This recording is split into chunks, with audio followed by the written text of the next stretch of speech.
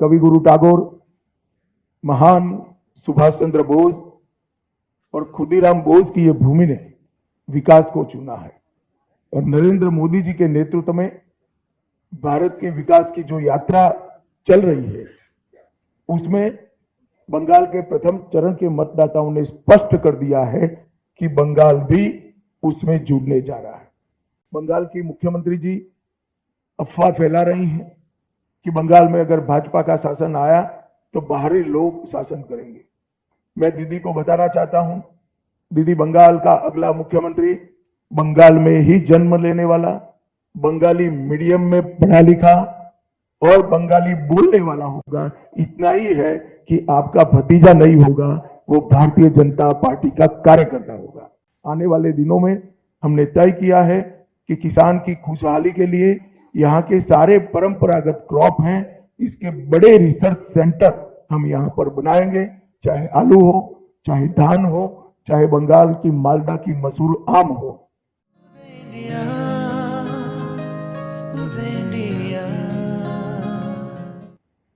मित्रों, आप सभी का भारतीय जनता पार्टी की प्रेस वार्ता में स्वागत है। कल बंगाल विधानसभा 2026 के चुनाव के प्रथम चरण में मतदान के सारे बंगाल के रिकॉर्ड तोड़ते हुए बंगाल की जनता ने अभूतपूर्व उत्साह और जोश के साथ बंगाल में परिवर्तन के लिए वोट डाला है। मतदान का जो प्रतिशत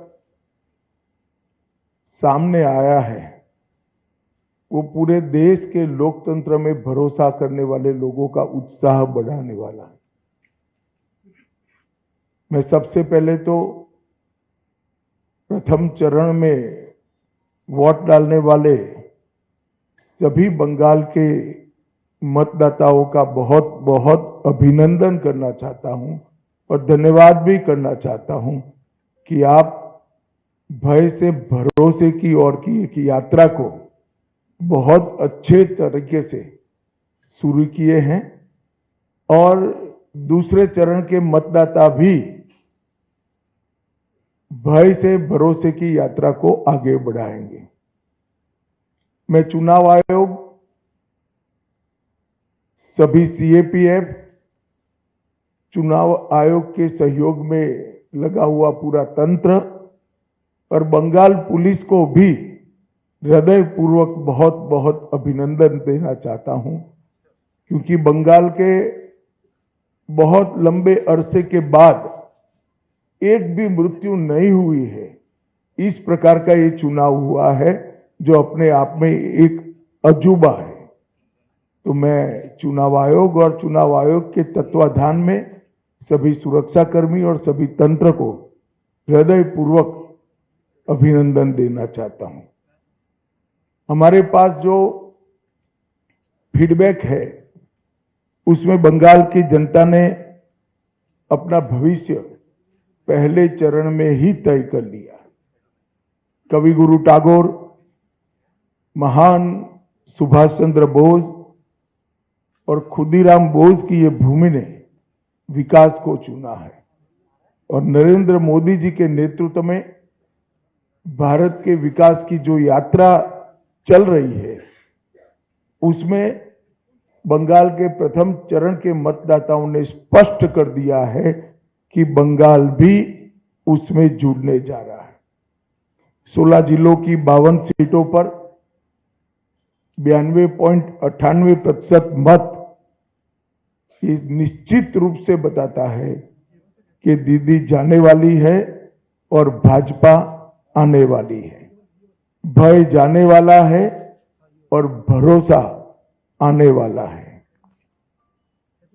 हमने कल देर रात तक हमारे सभी विधानसभा के कार्यकर्ताओं के साथ भारतीय जनता पार्टी बंगाल की टीम ने एक असेसमेंट करा है, जो पोलिंग हुई है ऐसा इसका, और मैं स्पष्ट रूप से आपको बताना चाहता हूं 152 सीटों में से 110 से ज्यादा सीटें भारतीय जनता पार्टी जीतने जा रही है। इसका मतलब है कि दूसरे चुनाव चरण को मिलाकर हम प्रचंड बहुमत के साथ बंगाल में शुद्ध रूप से भारतीय जनता पार्टी की सरकार बनाने वाले हैं। मित्रों, मैं थोड़े आंकड़े भी देना चाहता हूं। 16 के चुनाव में 1278 लोग घायल हुए थे, 21 में 1681, 23 के पंचायत में 664 और 24 के आम चुनाव में 761। उसकी तुलना में 30 से कम लोग कल घायल हुए। ये बताता है कि बाय एंड लार्ज चुनाव शांतिपूर्ण तरीके से हुआ है और मृत्यु का आंकड़ा एक भी नहीं है। और ये जो चुनाव बढ़ा है, मतदान बढ़ा है, वो भारतीय जनता पार्टी की सरकार बनाने का, परिवर्तन का मतदान। क्योंकि जिस तरह से प्रधानमंत्री जी और हमारे बाकी नेताओं की रैलियों को प्रतिसाद मिला है, रोड शो को प्रतिसाद मिला है, वो प्रतिसाद कल प्रथम चरण में बैलेट मशीन के अंदर बंद हो गया है। एक बहुत बड़ी आशंका यहां व्यक्त की जाती थी कि जन समर्थन तो है, मगर पोलिंग स्टेशन पर पहुंचेगा क्या? वो आशंका आज समाप्त हो गई है और मुझे विश्वास है कि दूसरे चरण में और उत्साह के साथ मतदान होगा। अब दूसरे चरण की भी मतदाताओं की जिम्मेदारी है कि यही परिवर्तन के दौर को वो आगे बढ़ाए। बहुत लंबे समय के बाद, जब कोई विपक्षी पार्टियां नहीं थी, हमारे देश की आजादी के बाद का वो दौर बात कर दीजिए, तो 5 तारीख के बाद अंग, बंग और कलिंग तीनों जगह भारतीय जनता पार्टी का शासन होगा, कमल का शासन होगा। और मैं मानता हूं ये निशानी हमारे पूर्वी भारत के लिए शुभांकर है। नरेंद्र मोदी जी ने 2014 में कहा था कि भारत की दोनों भुजाओं का, भारत माता की दोनों भुजाओं का सम विकास होना चाहिए।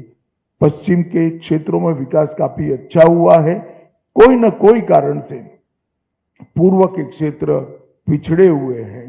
पूरा नॉर्थ ईस्ट, बंगाल, बिहार, उड़ीसा, ये पूरा भारतीय जनता पार्टी का शासन आने के बाद ये जो शुरुआत मोदी जी ने करी है पूर्व के विकास की, पूर्वोदय की, इसकी भी गति तीव्रता के साथ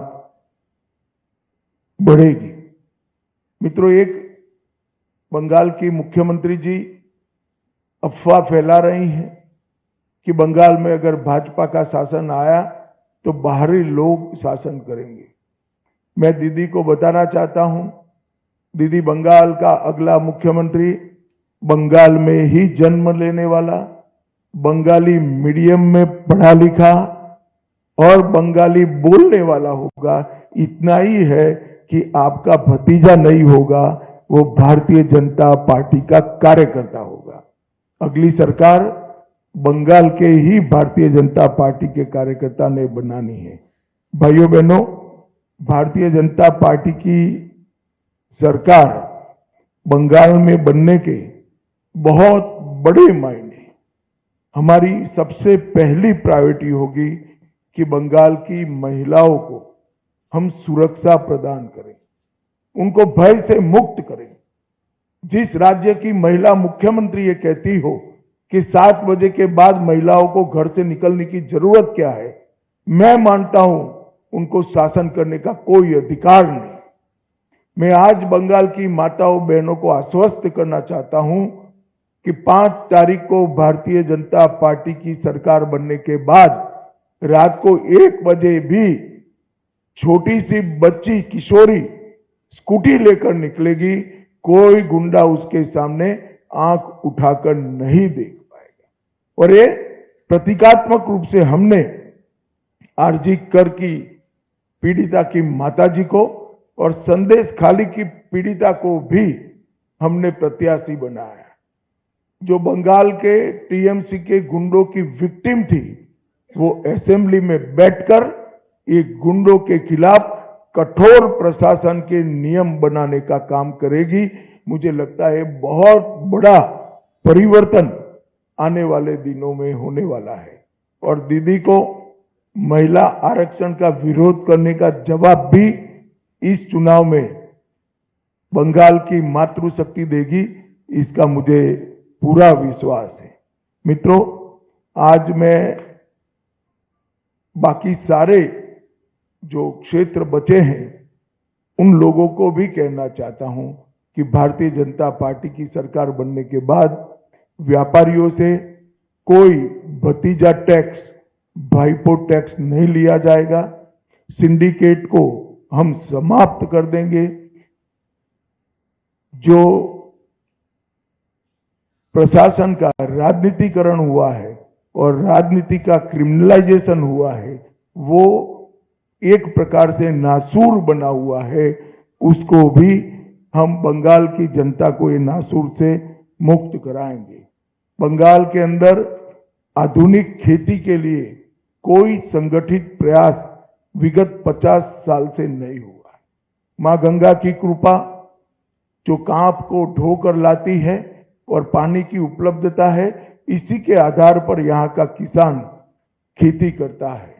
आने वाले दिनों में हमने तय किया है कि किसान की खुशहाली के लिए यहाँ के सारे परंपरागत क्रॉप है, इसके बड़े रिसर्च सेंटर हम यहाँ पर बनाएंगे, चाहे आलू हो, चाहे धान हो, चाहे बंगाल की मालदा की मशहूर आम हो, पान हो, इस सभी के लिए इसकी खेती को वैज्ञानिक तरीके से हम आगे बढ़ाएंगे और एक भ्रष्टाचार प्रस्तापित इंस्टीट्यूशनलाइज करने का काम ममता बनर्जी ने किया है।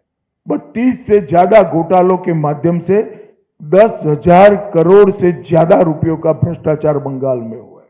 10,000 करोड़। हमारी सरकार भ्रष्टाचार मुक्त पारदर्शी शासन तो देगी ही देगी, मगर जिन्होंने भ्रष्टाचार किया है इनके खिलाफ एक श्वेत व्हाइट पेपर जारी कर सारे भ्रष्टाचार के आरोपों की सुप्रीम कोर्ट के रिटायर्ड जज से जांच कराकर भ्रष्टाचारियों को कड़ी से कड़ी सजा दिलाने का काम करेंगे, जिससे आने वाले अनेक सालों तक यहां पर कोई भ्रष्टाचार की करने की हिम्मत न कर पाए। मित्रों, हमने अपील की है कि आप परिवर्तन करिए। बंगाल के मतदाताओं को अपील की है। परिवर्तन का मतलब एमएलए बदलना नहीं है। परिवर्तन का मतलब सरकार चलाने वाली पार्टी बदलना नहीं है।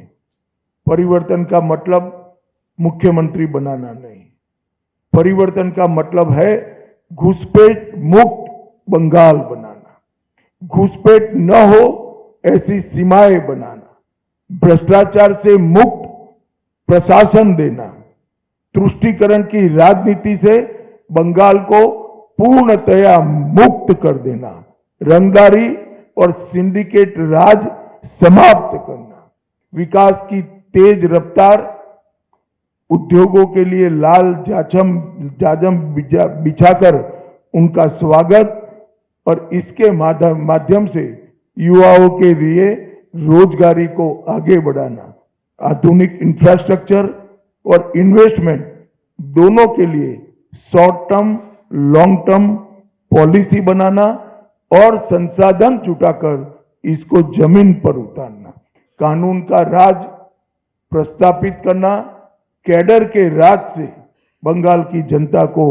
मुक्त करना और प्रशासन पर राजनीतिक दबाव मुक्त कर देना। मित्रों, हजारों हेक्टर भूमि अनधिकृत एंक्रोचमेंट में है। हम आसाम की तर्ज पर बंगाल में भी अनधिकृत एंक्रोचमेंट पर बहुत बड़ा ड्राइव चलाकर ये जमीन को बंगाल के विकास के लिए हम मुक्त कराने का काम करेंगे।